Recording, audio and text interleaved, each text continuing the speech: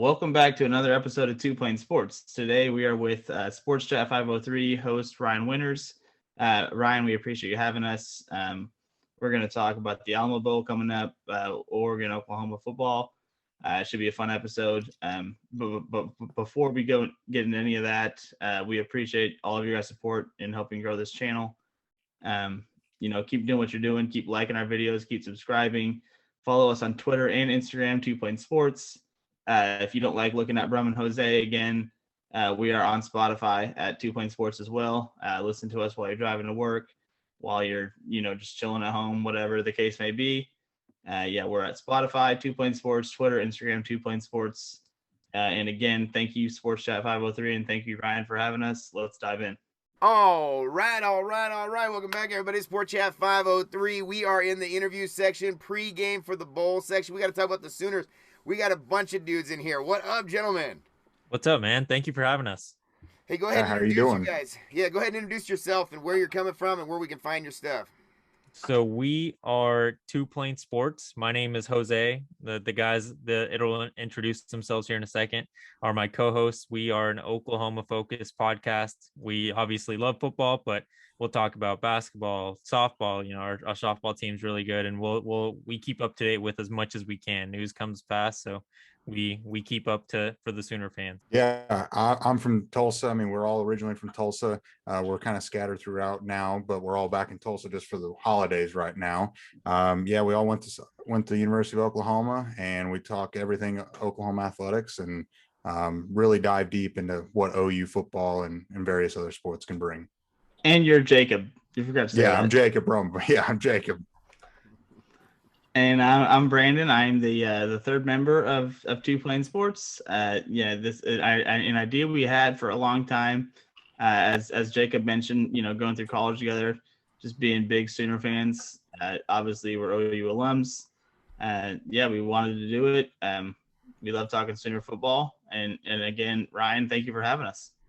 Oh yeah. Well, I appreciate you guys a lot, and again, I think that's such a cool atmosphere. YouTube is giving these platforms to all these different people across the country, and you've seen it kind of blow up here and there, but really starting to play out, it feels like now with podcasts and everything else linking. A lot of people listening in their car rather than listening on the radio, so a lot of cool stuff happening right now, so really excited to get this going.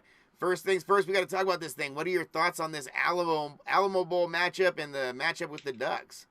It's definitely a different vibe to bowl games than we've seen in the past. I don't know what you guys think, but with all the offseason stuff that's happened with both of our teams, coaches leaving, players opting out to go to the pros, which I'm super happy for those guys. But it's tough seeing as college football fans.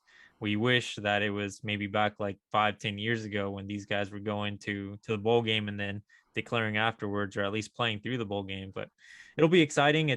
To me, it's definitely more of a preview to our 2022 teams rather than a finale to our 2021 teams. But I'm excited. We got Bob Stoops back at the helm, so can never complain about that one. That's going to be a fun sideline to watch for sure for our side.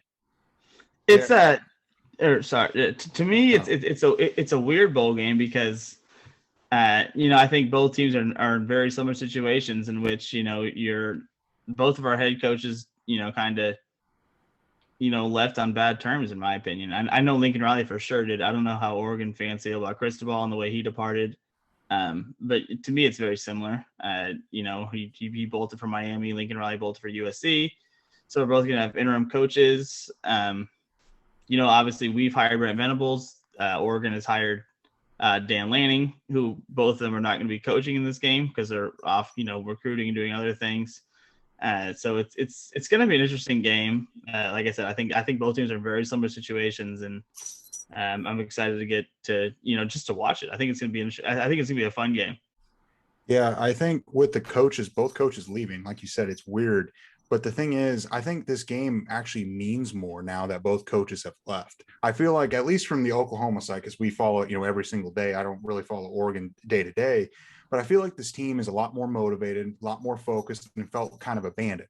And I feel like that this means a lot to this new, to the players that have stayed. And I think it's going to be really competitive. I think kids are going to really care about it. And we want to send Bob Stoops out in the right way. I mean, I think it matters to Oklahoma fans and Oklahoma players. Oh yeah, I would agree. I think this is a big chance for both these teams to, like you said, preview for next year. Going into next year, you got a lot of young guys going to get a chance to play in this game because a lot of guys are opting out, and it's very strange comparatively to any other bowl game that we've been a part of in our history. This is one that is very, very, very different than any other. The vibe, at least. Yeah, and honestly, I don't know about my guys here, but would you kind of tell us how do Oregon fans feel about Cristobal's departure? And it seemed kind of abrupt from our end with, it seems like the talks were going on for a while, but they weren't reported until he was pretty much gone. Yeah, It had very Lincoln Riley like vibes to me. yeah. When Cristobal got hired, literally the next day, people were saying, "Well, he'll leave for Miami if that Miami job ever opens up." And so we thought, okay, well, then it kind of happened, and it didn't go that way or whatever. And I think the word was on the street for a while. I think the one big thing is a lot of these heavyweight coaches, they all have the same agent. So the agent's pulling strings, taken from one team, going to another team, uplifting another coach. So I think there were conversations for weeks. His mom's sick, so he kind of played that card a little bit. There's a lot of reasons why he would go back to Miami. Oregon tried to make their biggest play they could. They were going to pay way over what they were comfortable paying him just to keep him. And guy, really good recruiter, but maybe not the greatest X's and O's in-game coach. So I think there's some real excitement about Dan Lanning and what he's going to bring, hopefully with a new youth movement. And we'll see if he stays around or if any of these coaches will stay around more than 3 or 4 years. So I think that's just kind of where Oregon's at right now. They were accepting the fact that Cristobal left. Cristobal also, when he left, said this was the best professional situation he'd ever had. So I do think there's a lot going on at Oregon that's really special. And just like what you guys felt like with Oklahoma, you're like, what in the heck? This guy's leaving for where? Now, I mean, no offense to Norman, but LA is a pretty cool place to live. But, as football programs, USC and Oklahoma, I don't see that is necessarily an upgrade to go into USC. Now, there's a lot of history with USC, don't get me wrong, and the future's always bright at USC, but they're the most overrated team probably in all of college football every single year for the last 10, 15 years, and they just underproduce consistently, whereas Oklahoma, at least you guys win most of your games. This year, you guys got punished every week for not winning good enough or whatever. They kept pushing you guys back in the rankings, and you guys were undefeated at the damn time, so to me, I think Oregon's just in a position where they're just trying to get the best coach they can, the youngest coach they can, who's really motivated to recruit. Because in Oregon, you got to really, really hit it to recruit hard. You're completely in the middle of nowhere out here in the Pacific Northwest, and you're in a small town. You do have a lot of great facilities, but you're far away from home for most of these kids. Yeah, I like how you pretty much took the words out of our mouths with how we felt about Lincoln Riley. Like, we understand how LA is a better city to live in, but overall, that he called it the Mecca of college football. We don't feel that way. It's kind of a far-fetched thing to say, especially with recent history and the recruits he's taken in. None of them really have seen them be successful, or at least can remember them being successful. So at this point, we believe that he's still a good coach.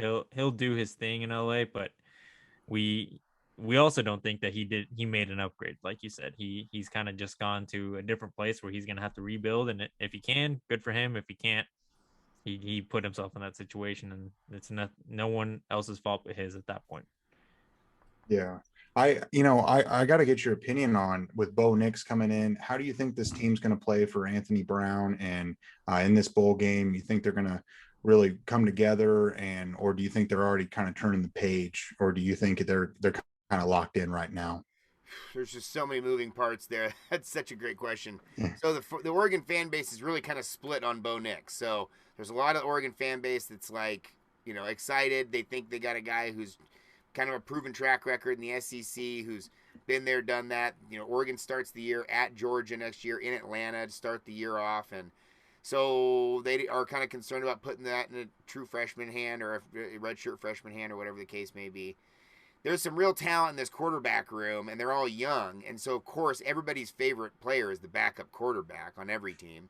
And when Anthony Brown had a little bit of troubles and tribulations, the guy still won 10 games, but the moment he wasn't playing that well, they were booing him in the stadium. They were calling for his head. There was all sorts of stuff about it, and he was underwhelming this year. He was a game manager, but I think a lot of times that's also what they were running as the offensive coordinator and as the head coach. I think Cristobal is very conservative. He wants to run the ball 3 out of 4 times. And Joe Moorhead turned out to be a pretty conservative coach as well. And their best play was basically an RPO or an option play from the 1970s. You know, it wasn't that creative. So, you know, I tend to think this is a game that Oregon's going to have to be able to score points to hang with Oklahoma, because I feel like Oklahoma's offense is going to do their thing. I think Oregon's defense is pretty good, but there's a lot of guys on Oregon's defense that aren't going to be playing. There's been a tremendous amount of injuries this year at Oregon, like one of the worst injury years we've ever seen. Proves to show that the depth in the rooms, though, that their recruiting was good enough to at least handle it. But I feel like Oklahoma's going to score. It's just about if Oregon can match theirs, or if Oregon can get a couple stops and take advantage of it. Oregon's offense has been so weak at the end of the year that I kind of like Oklahoma in this one.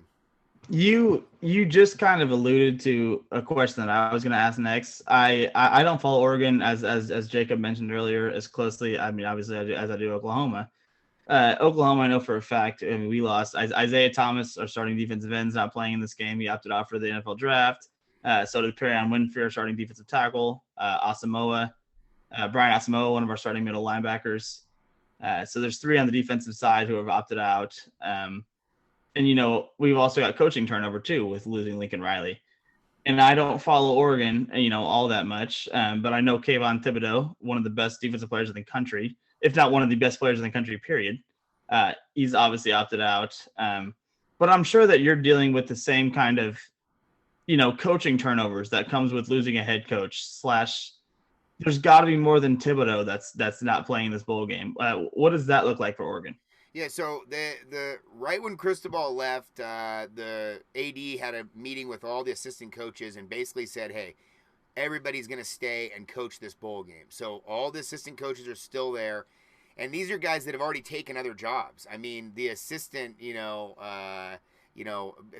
basically now the interim coach, Brian McClendon, you know, he's basically has the job at University of Miami. They even have a page on their web page, you know, but he says he hasn't taken the job yet, you know. So they're going to coach the thing out.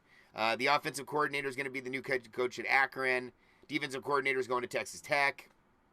So, you know, there's a lot of movement happening, but all those coaches are staying on through the bowl game.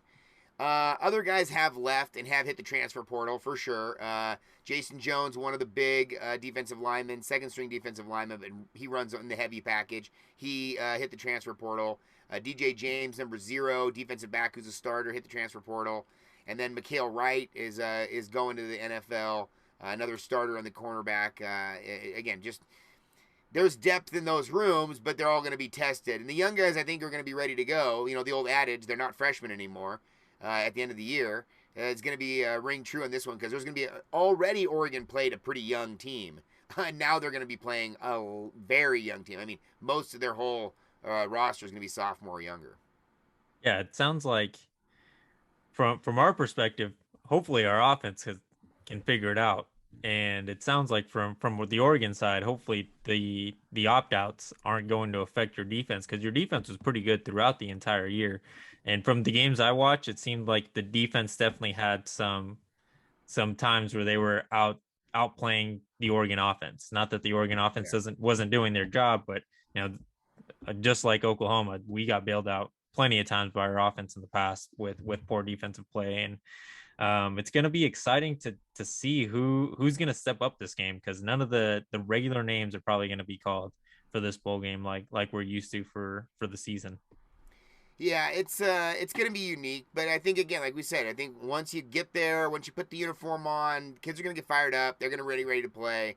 I think right now the fan base is the ones that's, maybe has the most malaise over it. This is kind of like the year where you guys played Boise State, where it's like, you don't really get the bowl you wanted to. You come into it, and usually you got just some buzzsaw team ready to play you guys, when maybe you guys aren't that fired up to go to it. The other team's super fired up. It's their Super Bowl. Well, this year you've got 2 teams that come into it kind of in a negative spot. So I think it's going to equal itself out. Obviously, you guys throw the ball more than the Ducks. Ducks run the ball more than you guys. But other than that, I feel like these teams are pretty equal. And this would have been a lovely matchup in the extended playoffs, or something like that. If we had an 8-team playoff, that if the Ducks would have shown up a little bit more at the end of the season, and you guys maybe got that win against Baylor or whatever, you could easily have found yourself playing this matchup, which would have been an awesome matchup early in the college football playoff. Yeah, I think the key for OU, like you said, I mean, Oregon runs the ball a little bit more, is containing Dye. Dye has been, the little bit I've watched Oregon, in the late night Pac-12 and all that stuff, is I always see him busting the long run. And if OU can contain him and slow him down, I mean, you're not going to be able to shut him out, but he's been electric. And I feel like if we can, the Sooners can slow him down and put it on Anthony Brown, I like their chances. But with, Perrion Winfrey gone, Thomas gone, Asamoah gone, there's going to be a lot of youth trying to go after him. And Dye is one of those guys where you have to know where he's at all times on the field. Yeah, I would agree with that. I think if Oklahoma stops the run, it's going to make Oregon pass the ball, exactly what Utah did. They're in trouble, and they've proven they're not going to throw the ball deep.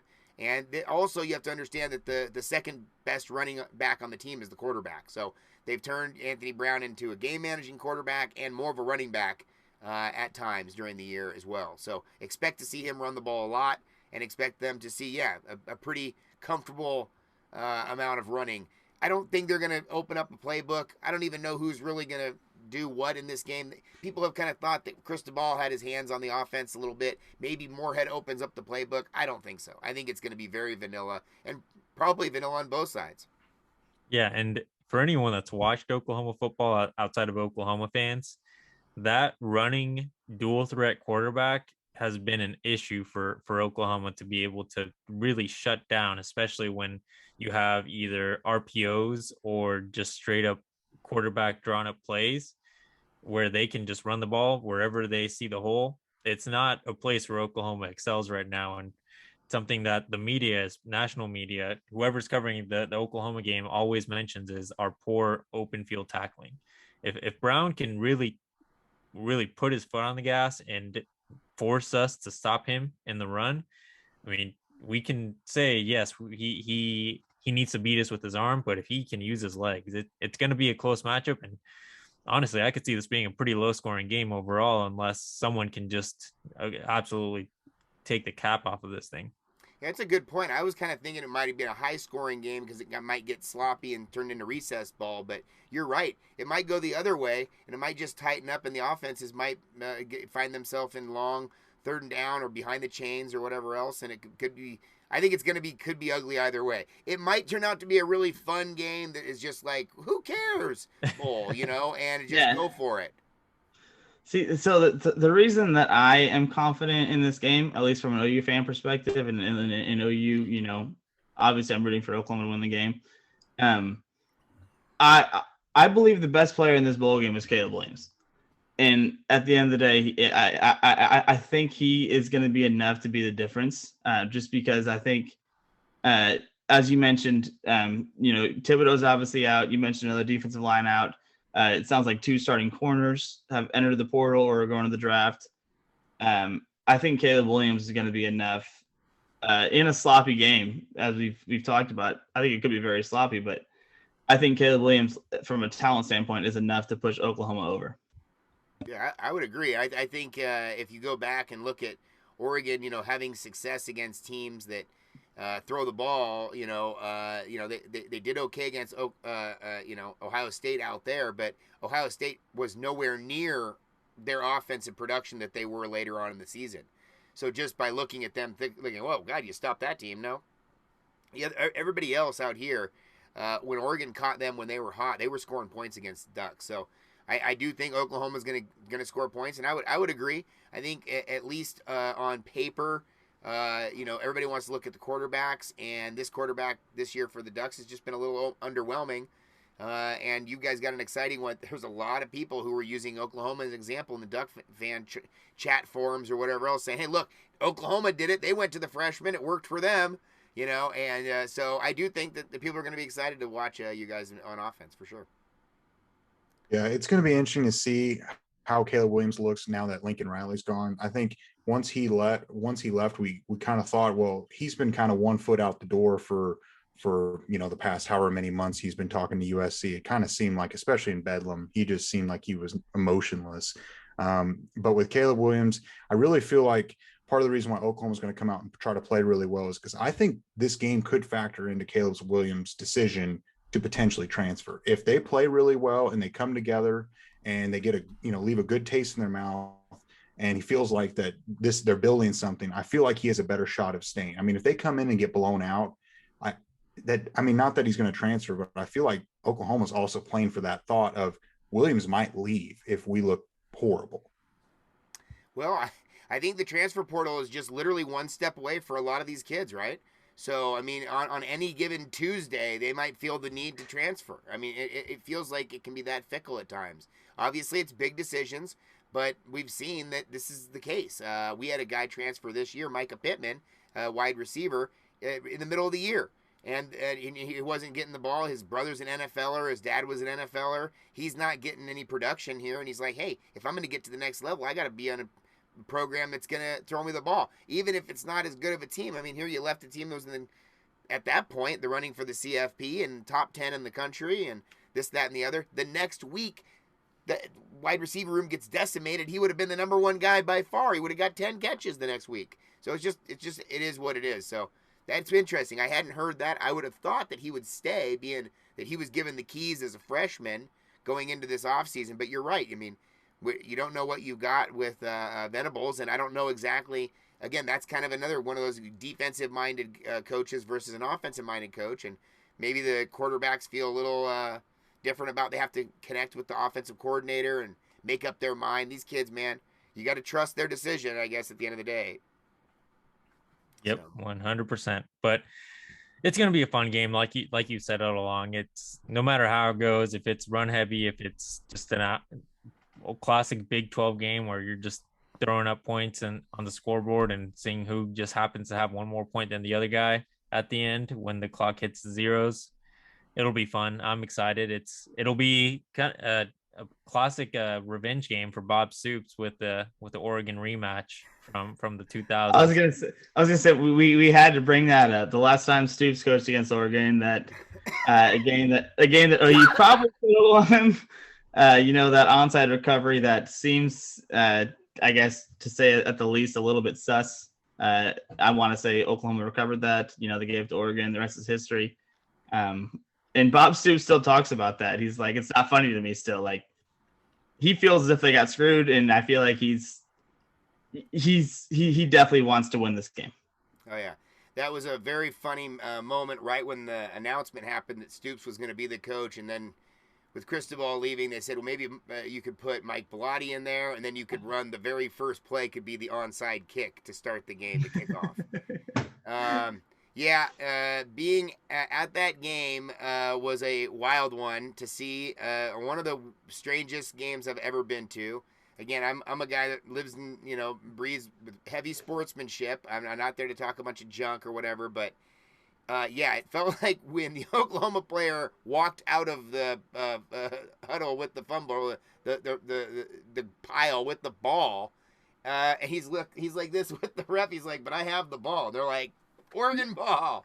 That was a little strange. Now, but the Ducks did do some things at the end of that game, and the Sooners kind of had some things fall apart for them at the end of that thing, that blocked field goal, and there's some other things that put them in that situation. But yeah, you're right. Hey, that's one of those, you can't let the ref decide the thing because you never know what the hell is going on. And I don't know who was roughing it at that point, but we as a conference collectively can't stand our refs. We think the Pac-12 refs are by far the worst. Halfway through the year, they did a infographic on one of the games, and they had us that had twice the amount of penalties as any other conference. It's crazy. I mean, there's at least one or two targeting calls every single game. Got to stop it. Got to get the replay. Got to go into this. There's always the heavy holding penalty. I mean, the Ducks lost to Stanford because they gave them an extra untimed down. They called a holding penalty on the last play of the game. I mean, who the hell calls a holding penalty in the end zone the last play of a game? Guys are murdering each other in the end zone most of the time. no flag. This one they throw it untimed down, go to overtime, ball game. So yeah, no, the refs out here are questionable at best. I would agree with you. I think Oklahoma definitely got screwed in that one, and they should have had when the guy walked out of the scrum with the football. I mean, it's like it's pretty obvious to see what happened here. Yeah, I mean, speaking of the refs, I mean, it's not so much the quantity of penalties from our refs, in the Big 12. It's more of I feel like at times they have no idea what they're doing, like they're lost.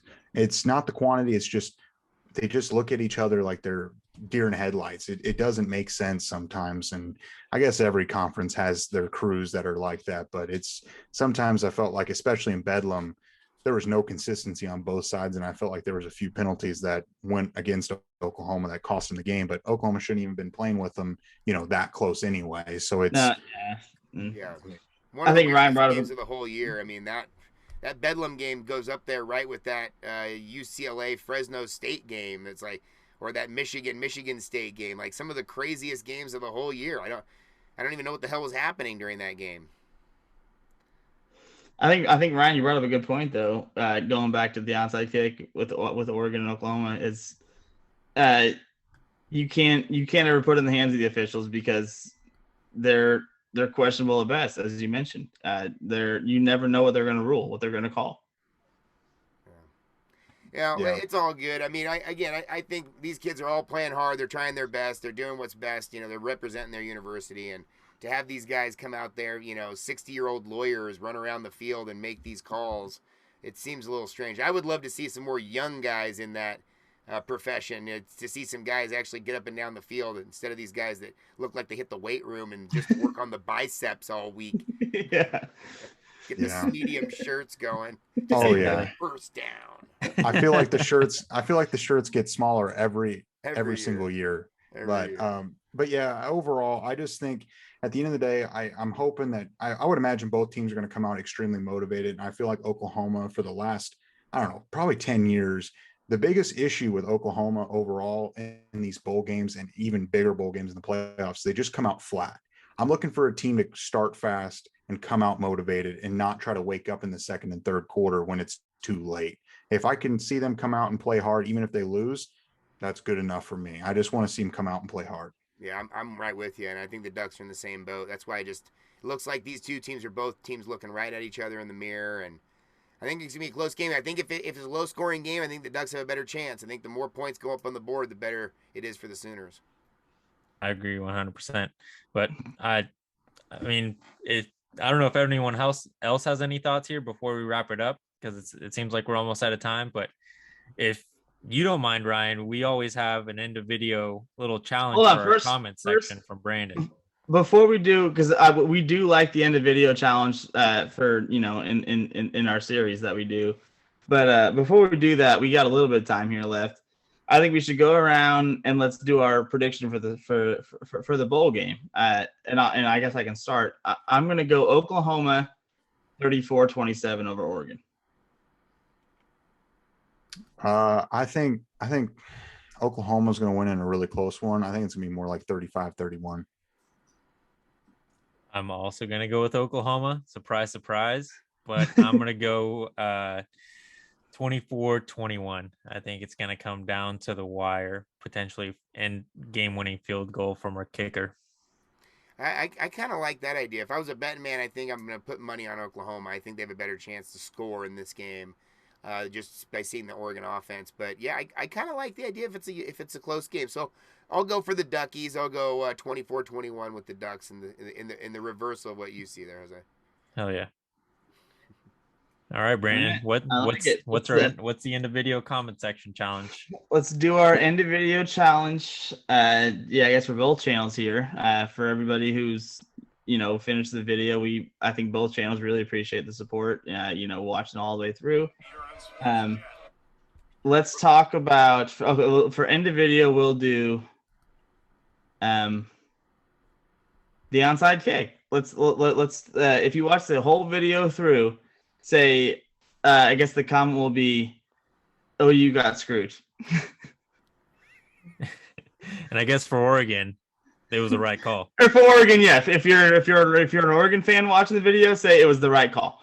So yeah, if you're an OU guy, OU got screwed. If you're an Oregon fan, say it was the right call. That's the end of video challenge. Yeah, what a wild time that was. If I remember correctly, both teams were right around 15 in the country.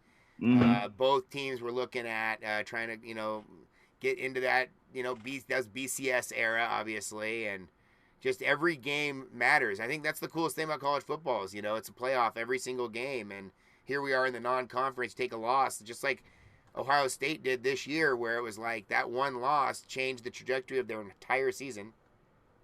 Same thing that one for you guys. Of course, that year for Oregon, they managed to pull a couple losses out of their hat, but it is a wild one. This when you're in this situation where one loss is going to change your whole season, and I would say Oklahoma, Oregon, both are in that kind of elite group of thinking their fan base, thinking, hey, this is what we expect every single year to be in that conversation.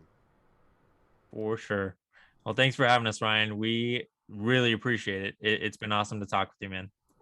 Oh man, the pleasure's all mine for sure.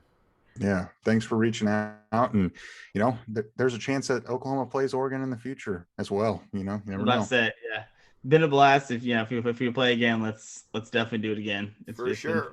In basketball as well, I mean, Dana, has had a little trouble last time went up against you guys. He's got a good relationship there with your guys' coach, and that was that Buddy Hield. Wow, man, that brings back some tough memories. But hey, I mean, anytime Ducks play Oklahoma or anywhere close, bowl games in the future, or in March Madness or whatever the case may be, let's chat it up, man.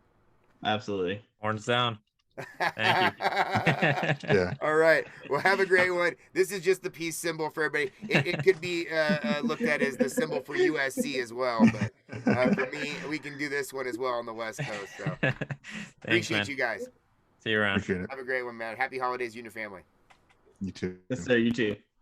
All right. Well, you guys heard it. Oregon, Oklahoma is going to be a pretty close game from what we all took. It's going to be exciting. Both teams are kind of in a similar situation with coaching changes, transfers, draft, people going into the draft. It's going to be different from the past bowl games, but Bob Soups gets to get his revenge against Oregon, hopefully. Make sure that you guys follow us on Instagram, Twitter, at 2 Plain Sports. If you don't like seeing our ugly mugs, make sure that you go follow us on Spotify at 2 Plain Sports. All the links are down below in the description, making it easy for you. And like Brandon said, make sure you go into the comment section, and if you're an Oklahoma fan, go ahead and just put that it was just a bad call. You got screwed. Oh, you got screwed. There we go. Thank you for reminding me. And if you're an Oregon Duck fan, you happen to find 2 Plain Sports, it was the right call. Make sure you hit to that comment section. Do that. Let us know what you think about the game. What are your score predictions? Like the video, subscribe to the channel, turn on the notification bell, all the jazz you guys have been doing, because this channel is growing quickly. Keep doing what you're doing. Thank you for watching. We'll see you next time.